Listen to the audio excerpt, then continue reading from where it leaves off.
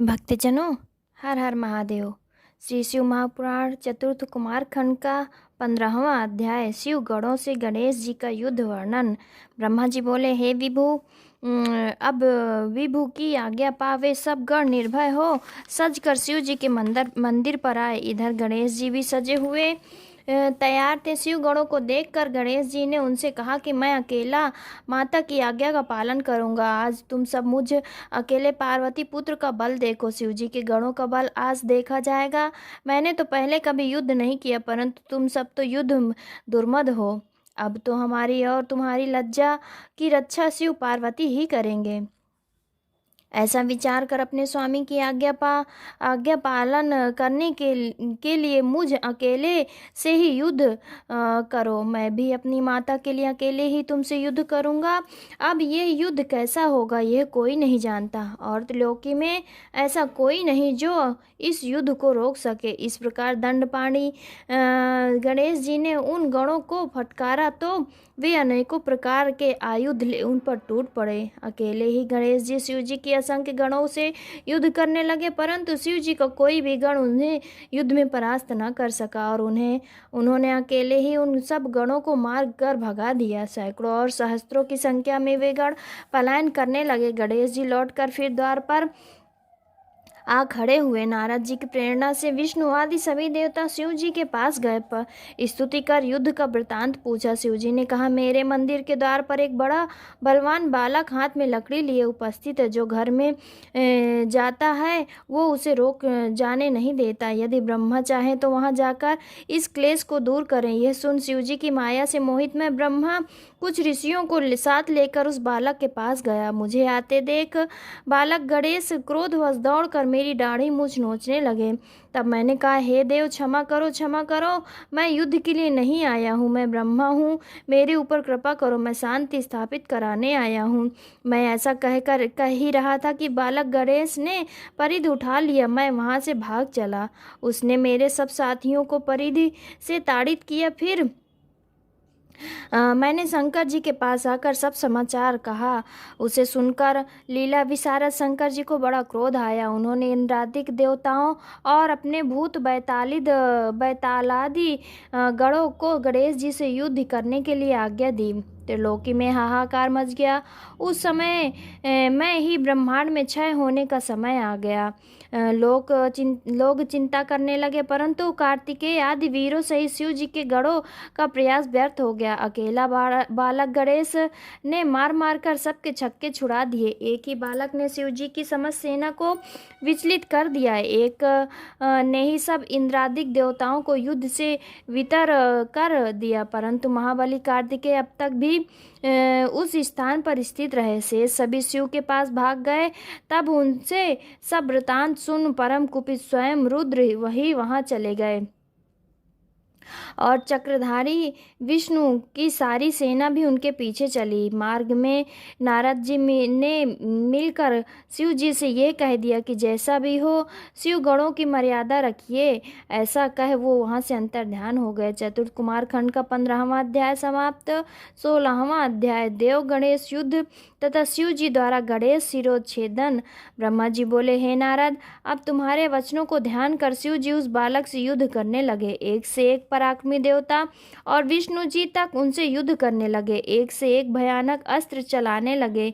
शिव जी अपनी सेना के साथ चिरकाल तक उस बालक से युद्ध करते रहे। बालक ने विकराल रूप धारण कर लिया। शिव जी आश्चर्य करने लगे। शिव जी ने कहा, मैं इसे मोहित कर परास्त करूंगा, क्योंकि ये तमोगुण वाला बालक बड़ा ही दुर्गम है। शिव जी की माया से विष्णु जी मोहित हो गए। गणेश जी ने उन पर परिधि का प्रहार कर दिया। यह देखकर शिव जी को और भी क्रोध आया, और हाथ में त्रिशूल उठा उस बालक को मारने चले। तब शिव जी के इस रूप में अपनी ओर आते देख गणेश जी मन ही मन अपनी माता का ध्यान किया, और अपनी शक्ति उठा महादेव के हाथों पर प्रहार कर दिया। उस समय महावीर गणेश की शक्ति महादेव जी से भी बड़ी हुई थी। उस शक्ति के लगने से परमात्मा शिव के हाथों से उनका धनुष गिर पड़ा। तब धनुष को गिरते देख शिव जी ने पिनाक उठा लिया, परंतु गणेश्वर ने एक परिधि मार कर उनका पिनाक भी पृथ्वी पर गिरा दिया। फिर हाथ से शूल उठा गणेश जी ने शिव जी के पांचों हाथ में मार कर उन्हें व्यर्थ कर दिया। शिव जी ने कहा, वाह वो मेरी ही ये दशा है तो मेरे गणों की तो क्या दशा न होगी। फिर तो इस समय शक्ति के दिए बल से युक्त वीर गणेश जी ने परिधि उठा शिव जी के गणों और सब देवताओं को ताड़ित कर दिया। परिधि से व्याकुल हुए वे देवता और गण दूर भाग गए। विष्णु जी उस महाबली रणप्रिय गण को देखकर कहने लगे कि इसको धन्य है। हमने बहुत से देव, दानव, दैत्य, यक्ष, गंधर्व और राक्षस देखे हैं, पर इस गणेश्वर की समता को कोई नहीं पा सकता। विष्णु जी ऐसा कह ही रहे थे कि शक्तिपुत्र गणेश ने उन पर भी अपने परिधि का प्रहार कर दिया। तब विष्णु जी ने शिव जी के चरण कमलों का ध्यान कर चक्र उठा उस परिधि के टुकड़े टुकड़े कर दिए। पर गणेश जी उसी खंडित परिधि से विष्णु जी को फिर मारने लगे, परंतु गरुड़ जी उनके सब प्रहारों को व्यर्थ कर दिए।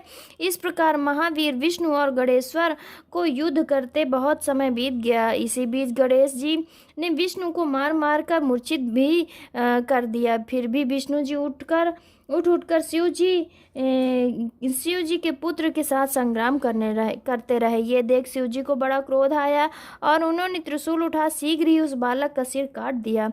देवताओं और गणों की सेना निश्चिंत हो गई। हे नारद, उसी समय तुमने जाकर ये सब बातें देवी से कह दी और ये भी कह दिया कि तुम अपना मान किसी प्रकार भी न त्यागना। हे कलह प्रिय नारद, ऐसा कहकर तुम अंतर ध्यान हो गए। चतुर्थ कुमार खंड का 16वां अध्याय समाप्त। 17वां अध्याय। नारद जी बोले, हे ब्रह्मांड, तब उस वृतांत को सुनकर महादेवी ने क्या किया? कृपा कर मुझे वो सब कथा सुनाइए। ब्रह्मा जी बोले, हे मुनिवर, गणेश जी के शिरोच्छेदन से शिव जी के गण पटाह बजाकर महोत्सव करने लगी। इधर पार्वती को बड़ा क्रोध आया। वो कहती, हाँ क्या करूं, कहाँ जाऊं? हाँ, मुझे बड़ा दुख प्राप्त हुआ। सब देवताओं और गणों ने मेरे पुत्र का संहार कर दिया। अब मैं भी सबका नाश कर प्रलय करूंगी। यह सब प्रकार दुखी हो पार्वती ने 100,000 शक्तियों की रचना कर डाली। तब वे निर्मित शक्तियां जगदम्बिका शिवा को प्रणाम कर कहने लगी कि हे माता, क्या आज्ञा है? देवी ने कहा, तुम मेरी आज्ञा से देवसेना में जाकर प्रलय कर डालो। देवता या राक्षस, ऋषि और अपने पराये जो मिले उन्हें हट से भक्षण कर जाओ। पार्वती की आज्ञा से वे सब शक्तियां क्रोध से तत्पर हो सब देवतादिक का भक्षण करने लगी। जहाँ देखो वहाँ शक्तियां ही शक्तियां दिखाई देती। वे देवताओं को अपने हाथों में पकड़ पकड़ कर मुख में डाल लेती। उनके इस कर्म को देख ब्रह्मा, विष्णु और इंद्रादि सभी देवताओं को अपने जीवन की आशा ना रही और वे कहने लगे कि क्या देवी अकाल ही प्रलय कर डालेंगी? अब वर्तमान स्थिति में क्या किया जाए? इस पर सबने एक स्वर में विचार कर ये निश्चय किया कि यदि गिरजा देवी प्रसन्न हो जाए तो सब कार्य बन जाएगा। लौकिकी गति दिखाते हुए शंकर जी भी बड़े दुख को प्राप्त हो सबको मोहने लगे, परंतु शक्तियों के आतंक से देवता निष्प्राण हो रहे थे। क्रोधमयी शिवा के मंदिर में जाने का उनका साहस न होता था। पार्वती का महाप्रकाशित तेज सभी को संतप्त कर रहा था। सारे देवता भयभीत हो दूर ही स्थित थे। उसी समय दिव्य दर्शन नारद जी वहां आए तथा ब्रह्मा, विष्णु और शंकर को प्रणाम कर शांति स्थापित का विचार करने लगे। सब देवताओं ने कहा, हे नारद, तुम्हें अग्नि बना शिवा के पास चलने का हमने प्रस्ताव स्वीकार किया है। सबने शिवा के पहुंच पहुंचकर अनेकों स्त्रोतों से उनकी स्तुति की। उसे सुन वो परा देवी कुछ ना बोली और क्रोध दृष्टि से उनकी ओर देखती रही। तब ऋषियों ने कहा, हे देवी, क्षमा करो, इस समय संहार हुआ चाहता है। हे अंबिके, तुम्हारे स्वामी भी यहाँ स्थित हैं, उनको तो देखो। साथ ही हम ब्रह्मा विष्णु आदि देवता और आपकी समस्त प्रजा यहाँ हाथ जोड़े खड़ी है। हे परमेश्वरी, अब आप इन सबके अपराध को क्षमा कीजिए, हम सभी व्याकुल हैं, हमारी शांति कीजिए।